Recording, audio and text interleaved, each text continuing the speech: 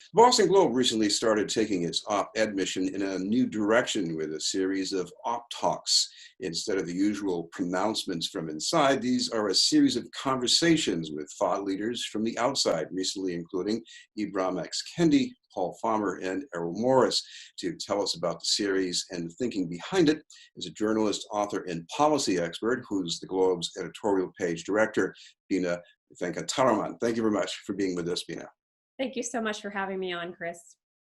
We're going to talk about this whole sense of mission around a platform at a news outlet. When I was growing up, editorials were basically a megaphone for people from the inside. So what exactly is the mission here? I think we're really questioning that and trying to reimagine how to be relevant as a news organization, opinion section, set of editorial pages and op-eds. And we don't want to simply be a megaphone or a platform for the already powerful. We want to be a place where robust debates about the most important issues of the day can happen, whether that's criminal justice and police reform, or climate change, or the consequences of surveillance technologies that can be used either for good or for ill. So we want to be able to have rigorous debates about policy. We want to, of course, hold leaders and institutions accountable for the ideals of public office that they are supposed to uphold in a democracy.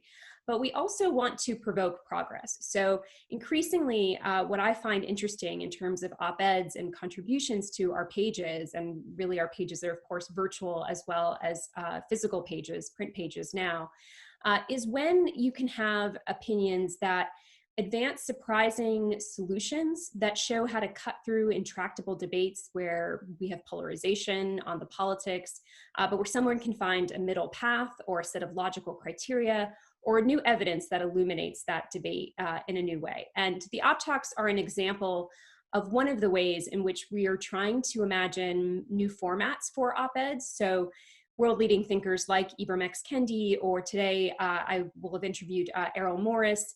Paul Farmer, a pioneer in global health, was an op-talk guest earlier this week. And the idea behind it is that there's a conversation that can be had about an opinion or even an op-ed that an expert has written. And in that conversation, counter arguments can be introduced, audience questions can be introduced. So it becomes a more dynamic process as opposed to just a one-way transmission of ideas.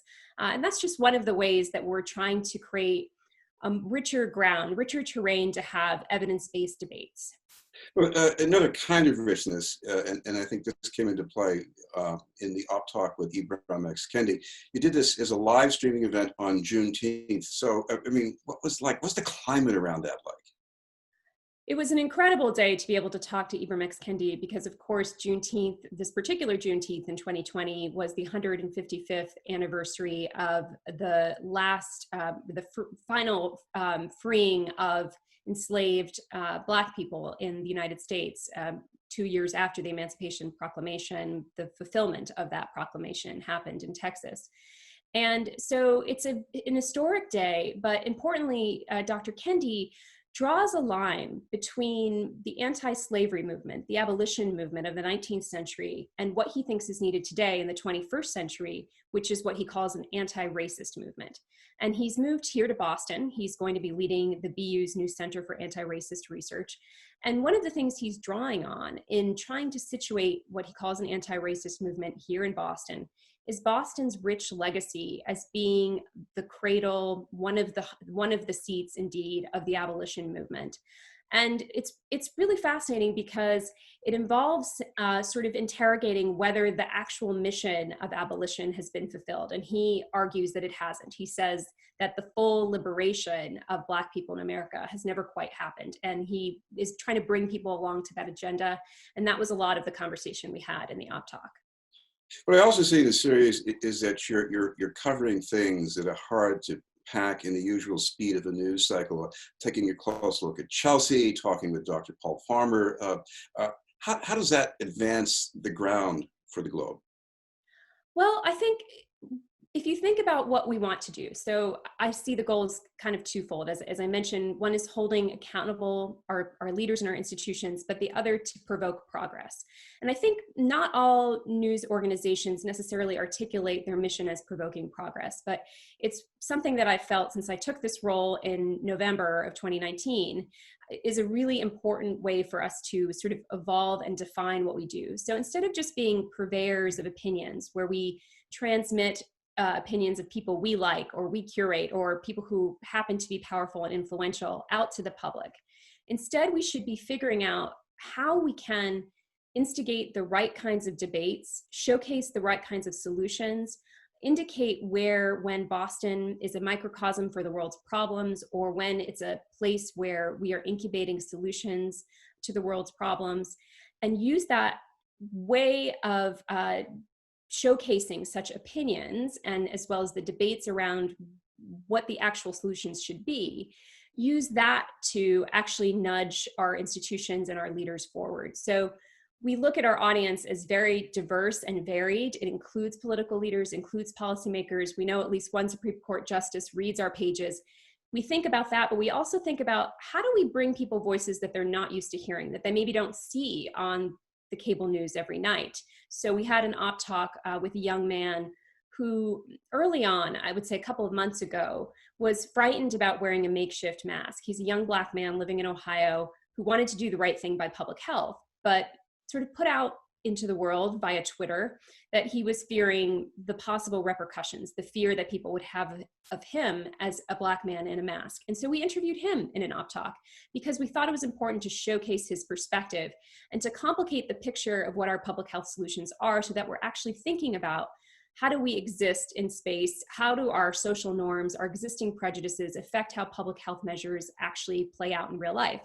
So I think op talks provide an opportunity to kind of have those conversations, which don't always have neat, simple answers, but where the conversation itself is part of leading to better solutions. The big picture we're living through right now is things change when people are engaged in massive numbers, as in protests. But what about engaging people through op talks? What does that mean? And what do you think is going to mean going down the line? Yeah, so it's a work in progress. We're experimenting with this new form. And what we do now is we take audience questions in advance, and we also take them during the op talk. And then a Globe journalist will come in as a moderator partway through the talk. The talks are about half hour to 45 minutes long. And they'll introduce some of the best or some of the most representative audience questions. If everyone's asking a certain kind of question, we'll make sure we get at least one of that type of question posed to the guest. And it's a way for the audience to be the interrogator, the interlocutor. Of course, talk radio and others have used similar tools in the past. But again, I think with newspaper opinion pages, there are comment sections online, there are letters to the editor, and those are very important to us. We continue to use those tools, but they don't always necessarily allow you to directly interact with an expert or an op-ed writer. They don't necessarily challenge that op-ed writer to then maybe evolve their own opinion, right? The opinion kind of stands on its own, and then people respond after the fact.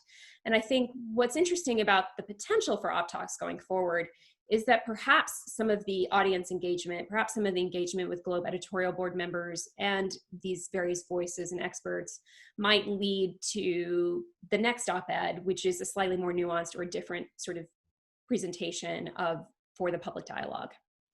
Well, finally, we should note there are different ways to plug into this series, and if people would like some more details on that, what's the best way for them to find that? They can go to bostonglobe.com/opinion, where you'll find op talks, or you can simply Google Globe op talks. There's a YouTube channel, and we welcome people's feedback. We welcome you to watch several of the op talks we already have out there.